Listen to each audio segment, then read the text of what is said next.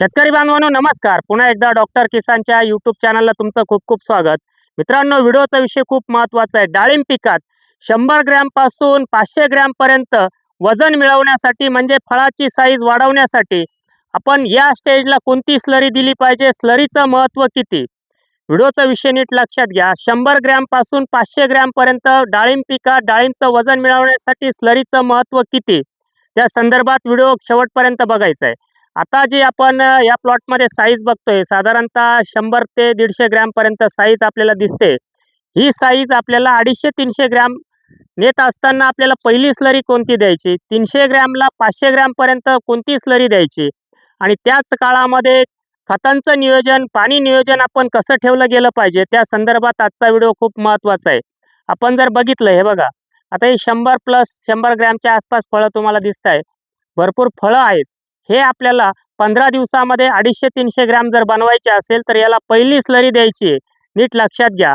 पहिली स्लरी देत असताना एकरी 5 litre 4 stroke, 50 kilo single super फॉस्फेटची निवळी, त्याच्यामध्ये 4 किलो गूळ आणि एक कोंबडीचे म्हणजे गावरान मिळालं तर ठीक, कुठल्याही कोंबडीचे आपले पोल्ट्रीचे जरी असतील तरी 12 ते 18 अंडी, 4 किलो गूळ हे आणि 4 स्ट्रोक अलग भिजत घेऊ, त्या ठिकाणी 24 ते 48 तास भिजून घ्यायचं.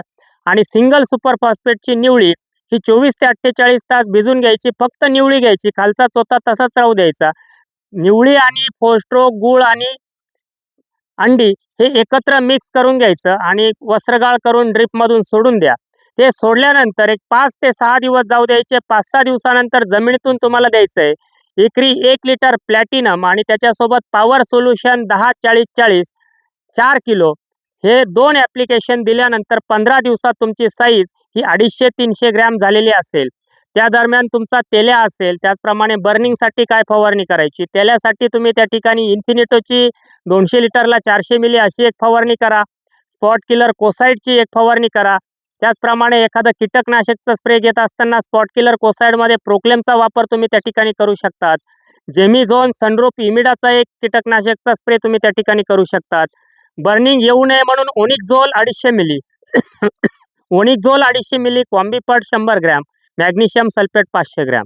आता ही स्लरी दिल्यानंतर 250-300 ग्रॅम 15 दिवसामध्ये तुम्हाला फळ झालेलं दिसेल. तिथून एक 5-6 दिवस गॅप जाऊ द्या. 5-6 म्हणजे जे काही तुम्ही स्लरी दिली त्यानंतर 7-8 दिवसाने तुम्ही एकरी 1 लिटर प्लॅटिनम 4 किलो 10-40-40 दिलं. वरतून व्यवस्थितरित्या फवारण्या मी सांगितल्याप्रमाणे करत गेला. 20-22 दिवसानंतर पुढची स्लरी देत असताना 250-300 ग्रॅम साईजला तुम्हाला परत एकदा 4 स्ट्रोक घ्यायचं आहे 5 लिटर. त्याच्यासोबत तुम्हाला घ्यायचं आहे IBA 10 ग्रॅम, IBA तुम्हाला घ्यायचं आहे 10 ग्रॅम, परत 4 किलो गूळ घ्यायचं आहे आणि तिथं 15 ते 20 kilo sulphate of potash SOP तुम्हाला घ्यायचं आहे. हे सगळं व्यवस्थितरित्या 24 ते 48 तास भिजून घ्यायचं आहे. 4 स्ट्रोक असेल, SOP असेल, IBA नीट लक्षात घ्या. इंडोल्युटिक ॲसिड हे 10 ग्रॅम तुम्हाला घ्यायचं आहे. 6BA देखील 10 ग्रॅम घ्यायचं आहे.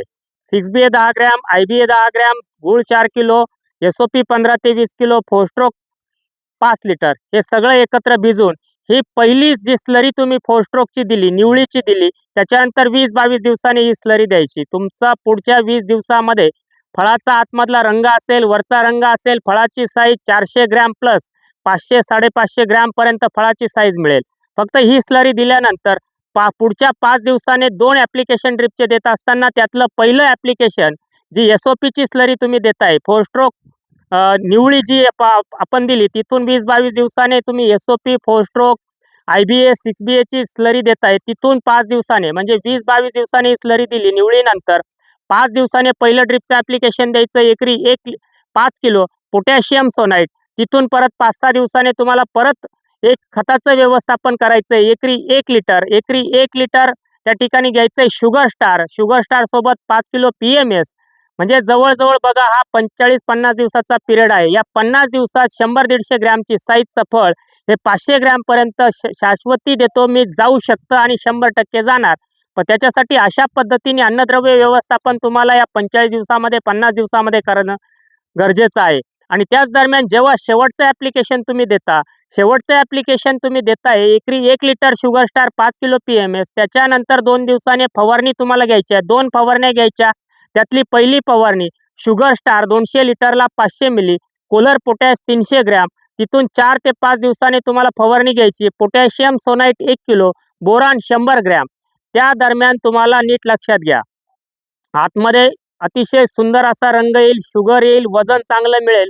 पण त्याच्यासाठी ही जी स्टेज आहे 100, 150, 125 ग्रॅम वजनाची जी स्टेज आहे, लिंबू आकाराच्या पुढचं जे फळ आहे, इथं तुम्हाला पहिली फोस्ट्रोक सिंगल सुपर फॉस्फेटची निवळी गुळासोबत आणि अंड्यासोबत देणं गरजेचं आहे. त्याच्यानंतर 7-8 दिवसांनी एकरी 1 litre platinum 4 kilo power solution 10-40-40 गरजेचं आहे. तिथून तुमचं परत एखादा कॅल्शियम आणि बोरॉनचा ॲप्लिकेशन त्या ठिकाणी गेलं पाहिजे. मग त्याच्यामध्ये टेक्कॅल एकरी 1 लिटर 5 किलो कॅल्शियम नायट्रेट देऊ शकतात. त्याचबरोबर तिथून तुमचा जवळ-जवळ म्हणजे एक 15-20 दिवस झाले, 20-22 दिवसाला एस-ओ-पी, फोस्ट्रोक, आय-बी-ए, 6-बी-ए आणि गूळ ही स्लरी दिल्यानंतर 5-6 दिवसांनी तुम्ही पोटॅशियम सोनाईट देतायत.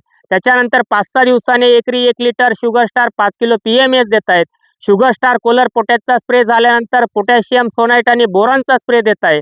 म्हणजे कुठल्याही पद्धतीमध्ये या स्टेजेसपासून 400 ते 500 ग्रॅमचं फळ तुमचं झाल्याशिवाय राहणार नाही. जर तुम्ही खतामध्ये चुका केल्या तर तुमचं फळ बारीक राहून असं साईडनी चोपडं होणार आणि कमी वजनाचं फळ मार्केटमध्ये तुम्हाला द्यावं लागणार, जेणेकरून त्याची साईज 200-250 ग्रॅमच्या पुढं जाणार नाही. कारण कालावधी हा तुमचा संपत जर गेला म्हणजे साधारणतः तुम्हाला ज्या वेळेस आपण फळधारणा होते तिथून 4 महिन्यानंतर 4-4.5 महिन्याला आपल्याला ही पहिली स्लरी द्यायची आणि दुसरी स्लरी 5.25 महिन्याच्या आसपास द्यायची आणि त्याच्या पुढचे 2 ॲप्लिकेशन म्हणजे 6 महिन्यात तुमचा 500 ग्रॅमचा माल हा हार्वेस्टिंगला 100% आल्याशिवाय राहत नाही. त्याचप्रमाणे तुमचा तेल्या असेल, त्याचप्रमाणे तुमचं थ्रिप्सनं चाटणं असेल किंवा स्टीम बोरर, फळाला डंक मारणारी अळी असेल, फळ पोखरणारी अळी असेल, त्यासाठी तुम्ही एखादा इक्वेशन प्रो डेलिकेटचा स्प्रे घ्या. थ्रिप्ससाठी जेमिझोन सनरूफ इमिडाचा एखादा स्प्रे घ्या. तेल्यासाठी इन्फिनिटो 200 लिटरला 400 मिली, हायड्रोजन पेरॉक्साईडचा एखादा स्प्रे तुम्ही त्या ठिकाणी घेऊ शकता. त्याचप्रमाणे स्पॉट किलर कोसाईडचे 2 स्प्रे घ्या. म्हणजे तेल्या आपल्याकडं फिरकणारच नाही, फळं तडकणार नाही. त्याच्यासाठी खालून 1 लिटर टेक्कॅल 5 किलो कॅल्शियम नायट्रेट तुम्ही देऊन घ्या. मित्रांनो, डाळिंब पिकामध्ये साईज खूप महत्त्वाची आहे. जर लोड कितीही असला आणि अशा पद्धतीमध्ये जर तुमचं फळ बारीक राहिलं आणि तुमच्याकडून खताचं आणि स्लरीचं नियोजन जर चुकलं तर तुमचा खूप मोठा तोटा फळ येऊनही होऊ शकतो. बाजारभाव तर कमी मिळणारच, त्याचप्रमाणे वजन कमी मिळाल्यामुळं टनेज देखील कमी मिळणार. म्हणून चांगलं वजन मिळून चांगलं टनेज काढण्यासाठी स्लरीचं महत्त्व लक्षात घ्या आणि हा व्हिडिओ सुरुवातीपासून शेवटपर्यंत नीट बघून आपल्या बागे स्टेजेसप्रमाणे या दोन्ही स्लऱ्यांचा वापर करा. नक्की 100% साईज तुम्हाला त्या ठिकाणी मिळाल्याशिवाय राहणार नाही. याच्यानंतर पुढच्या 7-8 दिवसात मी जिथं स्लरी वापरलेली तिथं अगदी शेतकऱ्याने टेप लावून साईज किती वाढली त्या पद्धतीचा त्या बागेत जाऊन तो व्हिडिओ तुमच्यापर्यंत मी लवकरच पोहोचवल. आजचा हा व्हिडिओ तुम्ही शेवटपर्यंत बघितला. चॅनलला प्रथम आला असाल, चॅनल सबस्क्राईब करा. व्हिडिओ आवडल्यास तो लाईक आणि शेअर करायला विसरू नका. धन्यवाद.